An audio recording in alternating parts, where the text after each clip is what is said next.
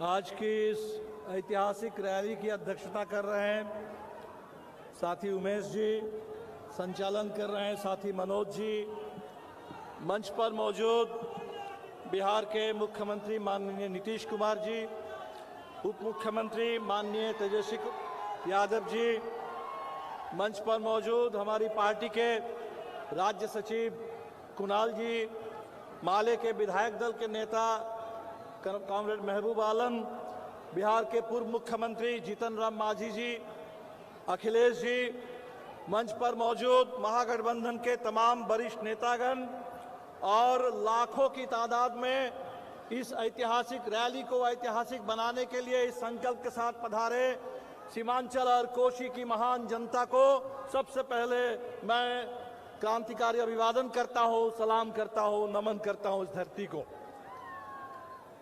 जिस संकल्प के साथ आज आप यहां पहुंचे हैं, देश को बचाने के लिए, संविधान की रक्षा करने के लिए, लोकतंत्र की रक्षा करने के लिए, इसी संकल्प के साथ पिछले 15 तारीख को गांधी मैदान में भी बहुत लोग पहुंचे थे। उस मैदान से भी यही आवाज उठी थी। हमारा महाधिवेशन था 15 तारीख से 20 फरवरी तक। हमें इस बात की खुशी है कि महाधिवेशन के मौके पर हमने पूरे देश के लोकतंत्र और संविधान की रक्षा के आंदोलन को मजबूत बनाने के लिए एक कन्वेंशन का आयोजन किया, जहां नीतीश जी पधारे थे, तेजस्वी जी आए थे, कांग्रेस के वरिष्ठ नेता सलमान खुर्शीद साहब भी आए थे। उस मंच से सलमान खुर्शीद साहब ने एक बात कही और मुझे बहुत अच्छी लगी उनकी बात। उन्होंने कहा कि इस गुजरात मॉडल ने हिंदुस्तान को बर्बाद कर दिया। गुजरात मॉडल देश को कमजोर कर रहा है और इस गुजरात मॉडल के बरखिलाफ अब वक्त आ गया है कि बिहार का जो मॉडल है वो देश में आगे बढ़े। ये क्या है गुजरात मॉडल? फरवरी का महीना है। हमें याद है कि 2002 के फरवरी में गुजरात में क्या हुआ था।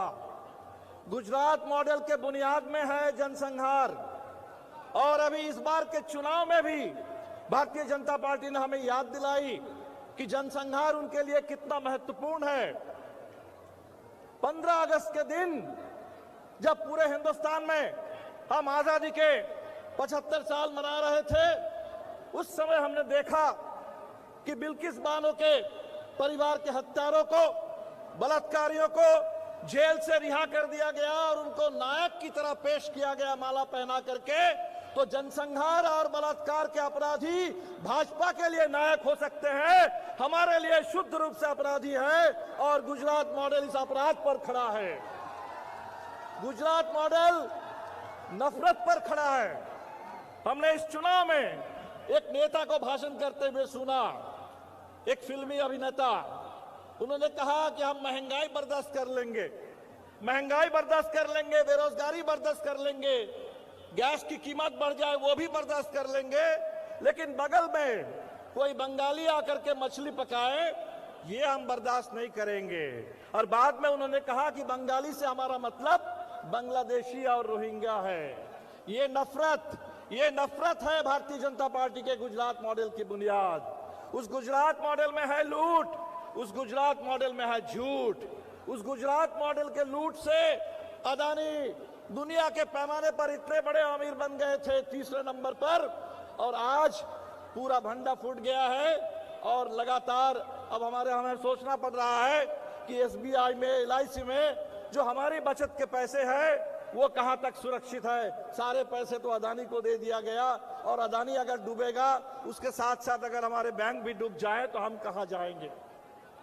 इस गुजरात मॉडल के बरखिलाफ हम बिहार मॉडल की बात कर रहे हैं। जनसंहार बिहार में भी कम नहीं हुए, दंगा बिहार में भी कम नहीं हुए, चाहे भागलपुर का दंगा हो, बेलची का, बाथे का, बथानी टोला का जनसंहार हो, लेकिन बिहार ने कभी दंगा को और जनसंहार को मॉडल नहीं माना है, उसका मॉडल नहीं बनाया। जिन लोगों ने भी उसको मॉडल बना करके आगे बढ़ने की कोशिश की, बिहार ने खारिज किया। बिहार ने जन आंदोलन को मॉडल माना और जन आंदोलन के आधार पर बिहार का मॉडल बना है। आज इतना बड़ा जो महागठबंधन बना, उस महागठबंधन में जब इस समय नीतीश जी आए, हमने स्वागत किया। महागठबंधन 5 दलों का था चुनाव में। जब 5 दलों का महागठबंधन था, हम लोग बहुत जीत के करीब कगार तक पहुंच गए थे, लेकिन जीत नहीं पाए थे। अब नीतीश जी के आने से बिहार में महागठबंधन का बड़ा विस्तार हुआ और महागठबंधन की सरकार भी है। तो बिहार में जन आंदोलन के साथ साथ ये महागठबंधन, ये दोनों के समन्वय से बिहार मॉडल बना है। हमने कहा है कि हम लोग उसमें सरकार के अंदर नहीं हैं। माले के लोग मंत्री पद को लेकर के नहीं लड़ेंगे।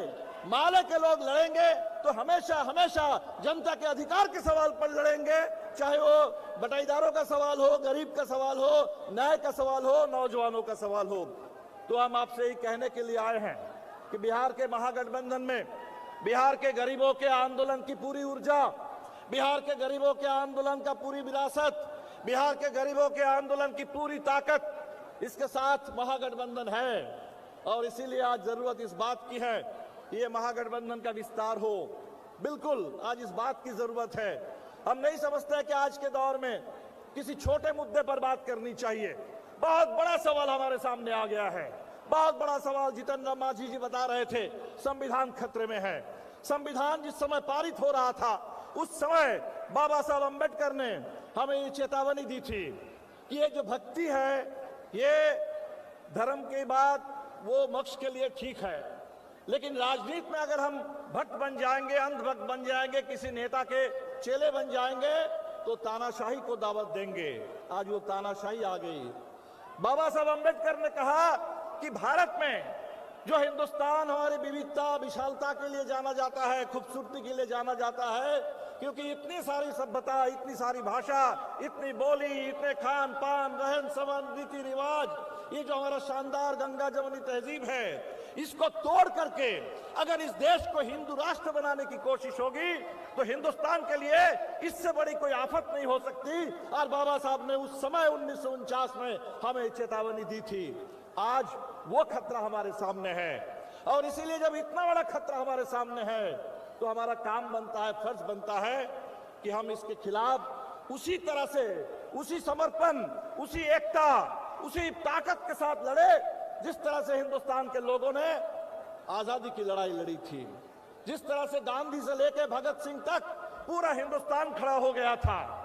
हमें पता चला कि आज कुछ लोग स्वामी सहजानंद सरस्वती को अचानक याद करने लगे हैं। स्वामी सहजानंद सरस्वती, एक तरफ गांधी के किसान आंदोलन और साथ साथ सहजानंद सरस्वती के किसान आंदोलन। बिहार ने आजादी के आंदोलन के दौर में जमींदारी के खिलाफ झंडा बुलंद किया और आज जो लोग खेती पर कॉर्पोरेट जमींदारी थोपना चाहते हैं, अदानी अंबानी की जागीरदारी थोपना चाहते हैं, वो आकर के यहाँ बिहार में आकर के सहजानंद सरस्वती की नाम दे रहे हैं, बात कर रहे हैं। हम उन्हें बताने के लिए है कि सहजानंद की पूरी विरासत बिहार के किसानों के साथ है, गरीबों के साथ है, खेत मजदूरों के साथ है, इस पूरे सीमांचल में सिक्किम बटाईदारी को लेकर के लड़ने वाले लोगों के साथ है और इसीलिए ये विरासत सुरक्षित है। इसको लेकर के लूटने की कोई कोशिश करेंगे, हमारे इतिहास को अगर झुटलाने की कोई कोशिश करेंगे, बिहार कतई उसको सफल नहीं होने देगा, बर्दाश्त नहीं करेगा। तो साथियों, इसी के साथ मैं अपनी वाणी को विराम देता हूं। बहुत बड़ी लड़ाई है, बहुत बड़ी लड़ाई 2024 में हमारे सामने है। हिंदुस्तान बचेगा कि नहीं बचेगा, लोकतंत्र रहेगा कि नहीं रहेगा, संविधान का कोई मतलब रहेगा कि नहीं रहेगा, इतना बड़ा सवाल हमारे सामने आ गया है। जब बड़ा सवाल आया, बिहार ने करवट लिया, बिहार ने अपना झंडा बुलंद किया, आवाज बुलंद की और इसीलिए इस ऐतिहासिक मोड़ पर, इस निर्णायक मोड़ पर हमें नहीं लगता है कि बिहार के अंदर किसी छोटी बात के लिए, कोई छोटे सवालों के लिए कोई यहाँ बहस करने की गुंजाइश नहीं है। बड़ी एकता, बड़ा लक्ष्य, बड़ा संकल्प के साथ ये जो महारैली आज हो रही है, आप सारे लोग महागठबंधन के नेताओं के ऊपर ये जिम्मेदारी देने के लिए आए हैं कि महागठबंधन बिल्कुल इस महासंकल्प के साथ एकजुट रहे और बिहार से लेकर के पूरे हिंदुस्तान में इस भावना का, इस पूरे मुहिम का विस्तार हो। 2023 हम सब के लिए कड़ी मेहनत का साल है, संघर्षों का साल है। हम तो चाहेंगे कि जैसे पूर्णिया को आज आपने भर दिया, बिल्कुल इसी तरह बिहार के हर कोने में, हर तरह से शाहबाद में, मगध में, तो तमाम इलाकों में बड़ी बड़ी रैलियां हो और बिहार की आवाज पूरे हिंदुस्तान की आवाज बने और 2024 में गुजरात मॉडल को उनके हत्यारों से हिंदुस्तान को हम मुक्त कर ले और फिर एक बार इस देश में नफरत के खिलाफ मोहब्बत का पैगाम, लूट के खिलाफ जनता के हक का पैगाम, इस देश के अंदर संविधान, लोकतंत्र के पैगाम को हम पूरे देश में फैलाएं। इसी के साथ आप तमाम साथियों का बहुत बहुत शुक्रिया और हम सब लोग मिलकर के इस लड़ाई को मंजिल तक ले जाएंगे। इसी संकल्प के साथ मैं अपनी वाणी को विराम देता हूं। इनकलाब जिंदाबाद, महागठबंधन जिंदाबाद।